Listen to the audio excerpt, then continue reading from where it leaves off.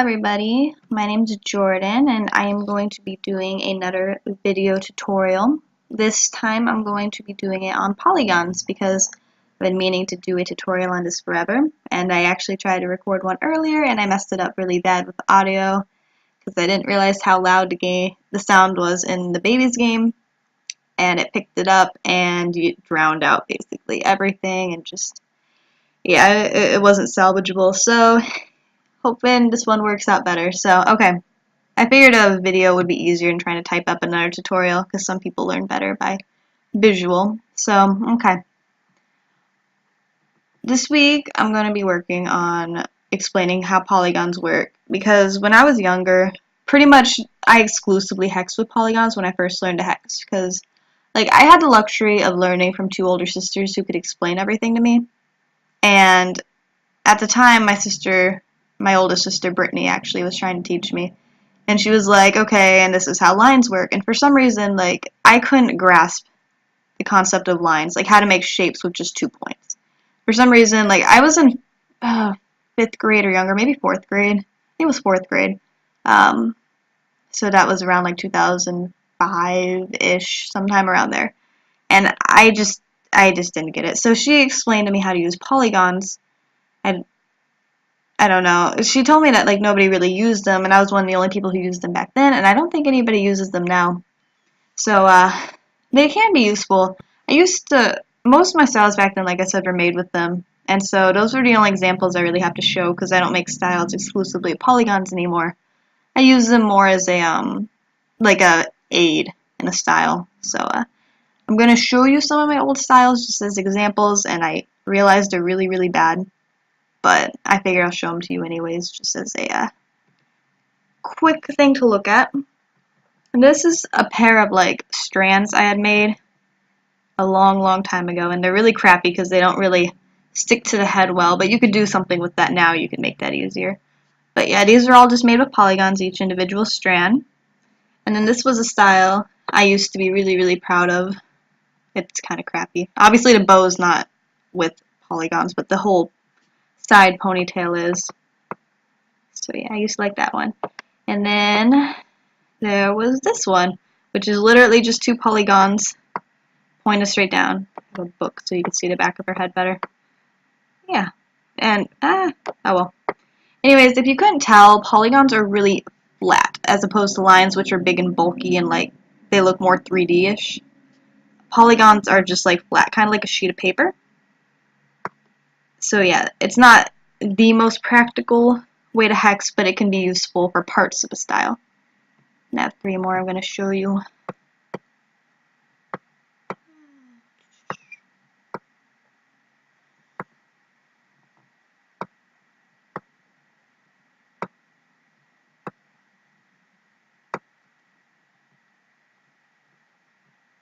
I get closer and better. So yeah, this was my favorite boy style for pretty much 5 to 7 years. I don't even know. This was pretty much exclusively what I used, and it's just spikes. They're all just polygons, individual spiky parts for his hair.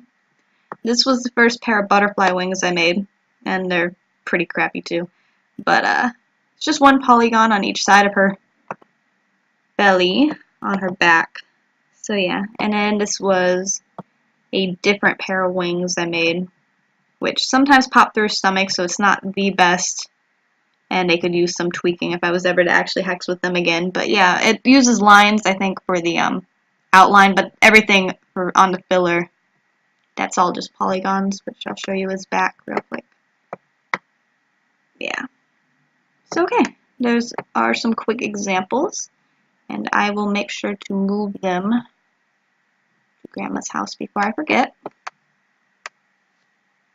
Okay, so I'm going to show you quickly how to do it. I'm using Babyz Res and not the baby file. I'll show you later where it is in the baby file, but it works the same way. It's just I prefer hexing this way myself, and I'm more comfortable with it. So, okay, so this is the mouth. You don't want to delete that. The baby would look really creepy without a mouth. So I'm just going to copy one of these down here. So this is the first ball. This is the second ball, this is the third ball, and this is the 4th ball. It connects 4 individual balls, and it makes a shape. And this is the color of what the inside of the polygon is going to be. This is the left edge, right edge. This is how fuzzy your polygon is, and this is your texture. So it's not that different from lines in that regard. I have a quick picture of a baby here. Dots on his head. So this would be your ball 1, like that you would place, because I'm just going to make a square on his head, or her head. It's using a boy picture, but yeah.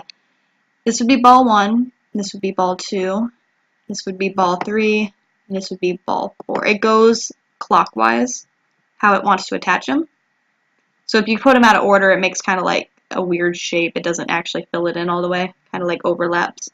So yeah, that's what I'm going to be building real quick just to show you. So I gotta actually place the balls. So I'm up here, and this would be my ball 1. I'll put this at like -20, so it's on the left side of the head. 90, 30, so it -30, so it's more in the front so we can see it better. Okay, so for the second ball, which is going to be up, I'm going to make that 150. And then, since I'm doing the third ball now, I will make this, I'm going to keep it the same height, but I'm going to move it over to +20. And then, I'm going to move this down to 90. And this will attach it and make just a rectangle square shape on the head. I have the size being 10 because that's pretty small and you won't actually see the individual balls. If it's bigger, you'll see the ball hunks, like, and it'll look kind of weird. So I usually keep it. I'll show you what it looks like with it bigger in a second. And I have the texture as just -1, so it won't blend in too much. Make sure to save.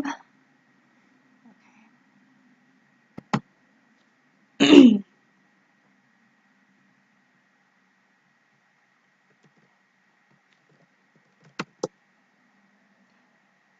Okay, what did I do wrong?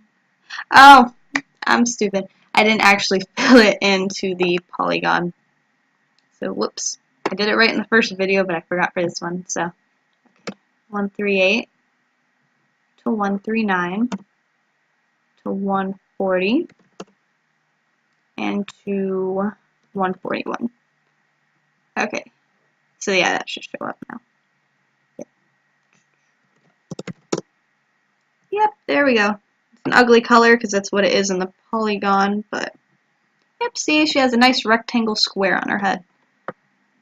So yeah, I'm gonna mess with that a little bit to show you, but actually you can easily turn that into a spike by because you can make it attached to itself. It just needs 4 balls listed, but you can attach it to the same ball. So this would be attaching 138 to 139 to 139 to 141. So this is how I used to make spiky hairstyles, I think, anyways. Anyway, yeah, I'm pretty sure that's how you do it. This is a fast way to make it. Yeah, see, just a quick triangle. That's how I used to make spikes all the time, and that's why I used to pretty much make just tons of spiky hairstyles because it was easy. Okay. I'm going to change that back so I don't forget.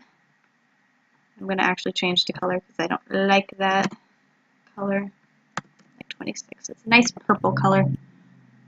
Okay, so yeah, I'm just going to make this larger.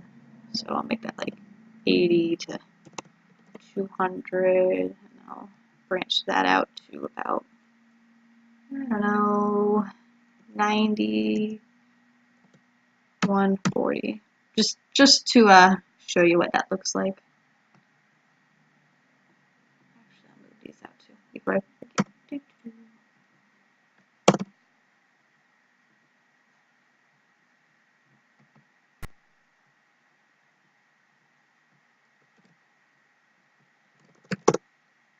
Oh yay, a beautiful awkward shape on top of her head.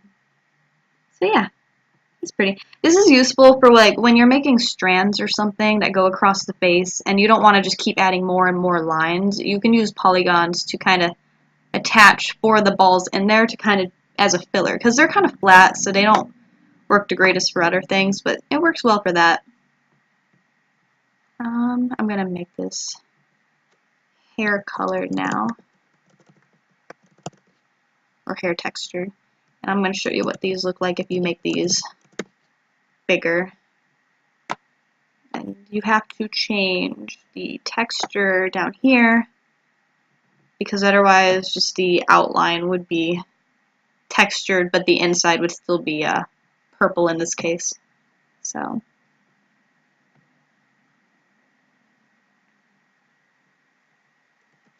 And I didn't delete her.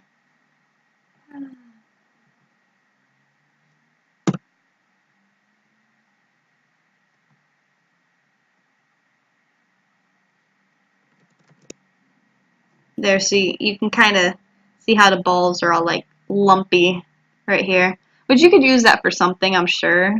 Like as a certain, I don't know, design aspect. I don't know, I can't think of an actual use for it myself right now. But yeah. So yeah, that's pretty much it, I think. I can't think of really anything else what to explain. Yeah, I'll show you it in the baby file real quick, because I know most people hex that way. So, oh, that looks so weird with her turning like that, because it really is just like a flat sheet of paper or cardboard or something sticking there. So, okay, let's see, gotta find her. I always just name the babies gibberish, so that's cool. Okay, it should be under the lines section, if I can find it. There we go. Lines and polygons. Okay, so again, this is the mouth. Don't delete that. 138, 139, 140, 141. It has the three colors listed. I'm not really sure what happens if you change like one and not the other. I haven't messed with that before.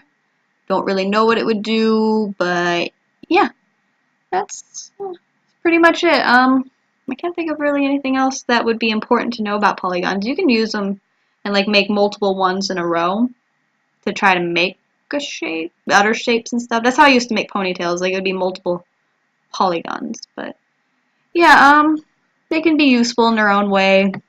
They're not the most practical for making an entire style exclusively out of that, but they're a nice tool to have. So I guess that's it for this video, and until next time, bye!